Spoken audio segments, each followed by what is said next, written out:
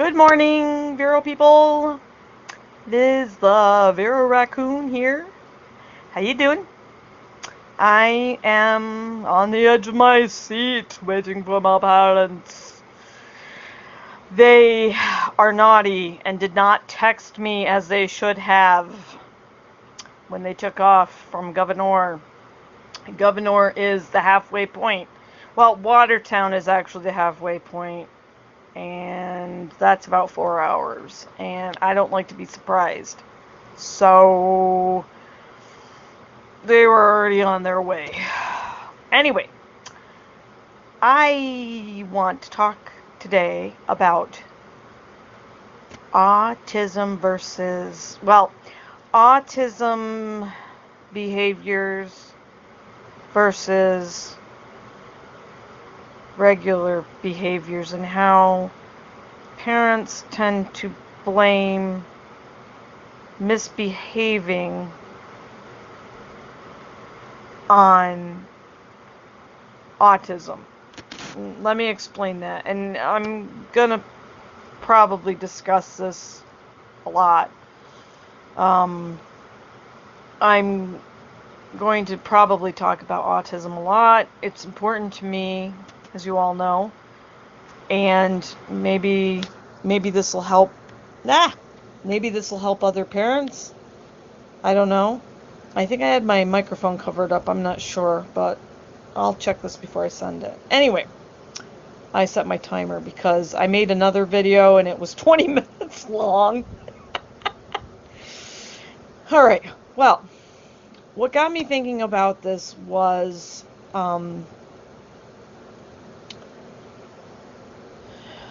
this morning my son was really mouthy.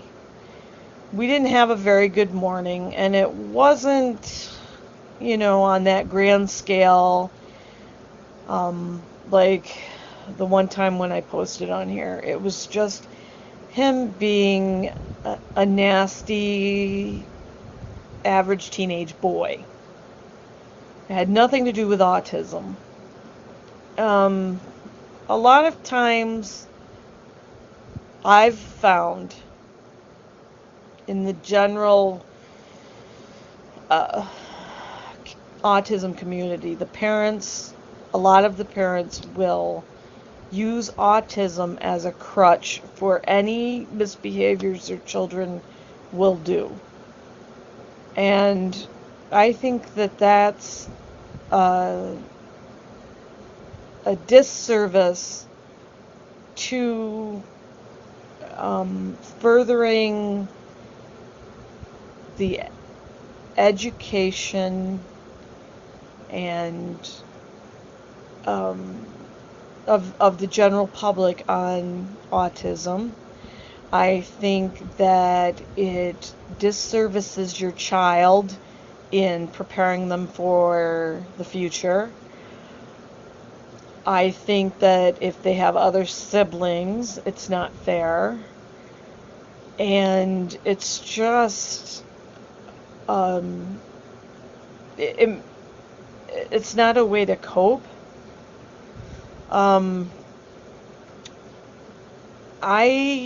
It took a long time nobody knows your child better than you do. And you do face a lot of difficulties sifting out different behaviors when you're navigating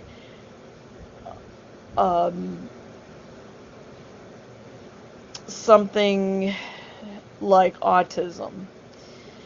When you have a child that didn't talk and then they start talking and they start exhibiting behaviors that you've not seen in a child before, and then certain things irritate them because of sensory issues, and then the meltdowns and everything. when they get a little bit older, because a lot of times if a child isn't, and I hate using higher functioning, moderate, and low functioning, but for the sake of discussing and comparing certain things, you kind of have to use that, because each quote category or on the scale, there's different expectations, and you're not tied in to that category, if that makes sense, because a lot of improvement can be made. Cameron's moved up a bit from moderate, up a few pegs, if that, there's like notches in a belt or something, I don't know. But he excels in certain things, and in certain things he's lower. So, it's so hard because every human has strengths and weaknesses. So, for example, he reads really well, but his comprehension is not so good. He's great at math, but his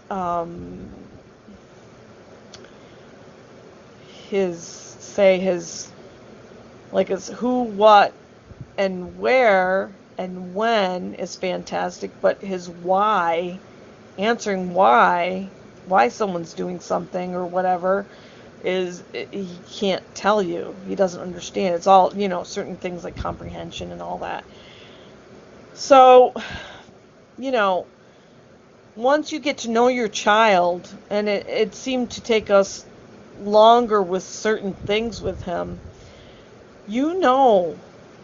when your child is misbehaving and what is tolerance and what is, something they can't take. You know the difference between a temper tantrum and a meltdown. You learn.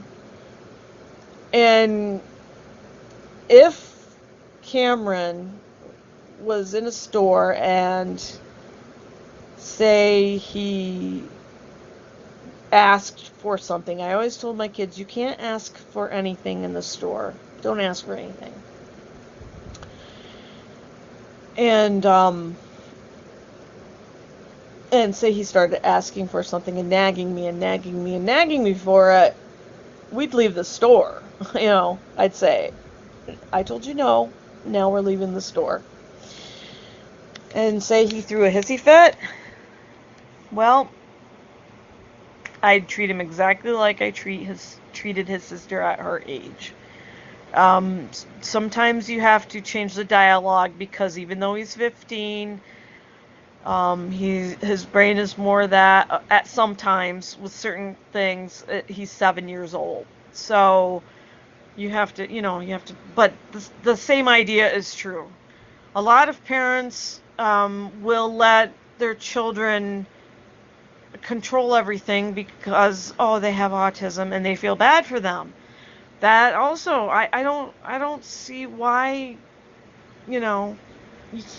I just don't understand how, after a while, I think guilt should go away, shouldn't it? It's not anybody's fault. Once you learn about,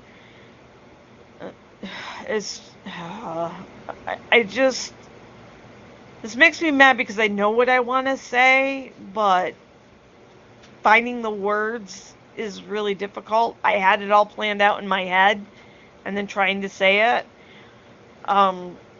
With all the controversies that were out there about shots and tuna fish and all this stuff, once that controversy's over and you really look at it scientifically, and you gotta try not to feel guilty about your child having autism. It just is a luck of, a luck of the draw. Is that how you say it? It's just a genetic thing. It just, I got nowhere. Alexa, stop. The point I'm trying to make is, if the autism parents continue to use autism as an excuse for misbehavior, things are going to continue to be stigmatized for children with autism. They're going to constantly be bracketed into being rigid,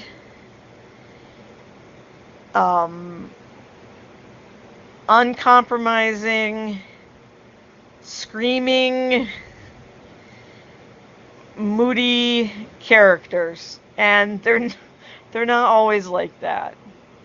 And I'm hoping that stigma will become broken. My son is also funny, laughing, talented, loving, hugging. He likes you to kiss him on the forehead, family members. He likes to do high fives. He loves to tell knock knock jokes. These kids are fantastic. The ones at his school, oh my gosh, we're going to a variety show on Thursday, and there's two of these kids, I can't remember what their names are, but they always do a stand-up comedy, and it's hilarious. Last year they did Abbott and Costello's Who's On First. They did it fantastic. Verbatim. It was amazing. They didn't even mess it up, and I just loved it. It was great. They do the old stand-up routines, like one year they did the Clapper Trappers something, or I don't know. Anyway, I'm just hoping that people realize that you need to give these children a chance, and parents need to realize that it's better for our children if we acknowledge that they are like other children, and they are going to misbehave, and they're going to have good days and bad days. And as their parents, we need to prepare them for the world, and teach them rules and teach them to behave, because they're not going to be children forever. And if you want them to reach some sort of attainable goal, if you want them to have a purpose in life, if you want them to try to be as independent as they can to their ability, you're their main source. It starts with you, and then it goes up. Even the lower functioning children, they have a lot to offer, but they're not given a chance if we're constantly making excuses for them. Take it or leave it, but that's how I feel, and I'm sure a lot more people do. But until we realize, okay, I'm tired, but this isn't an excuse. We can't just let Timmy get away with this because we're tired. Maybe we should look into respite, or maybe we should step back, think things over, and reassess where we're at, and then go from there. Then start over and get Timmy into a better routine, and then everybody's happy. It's trial and error, but in the long run, everybody will be better off.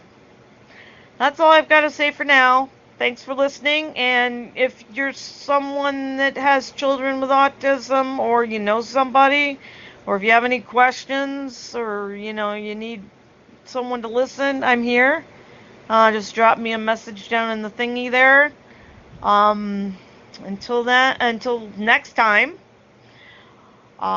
make some sunshine and send some moonshine, because I'm going to need it after dealing with my mom tonight. Oh! Bye.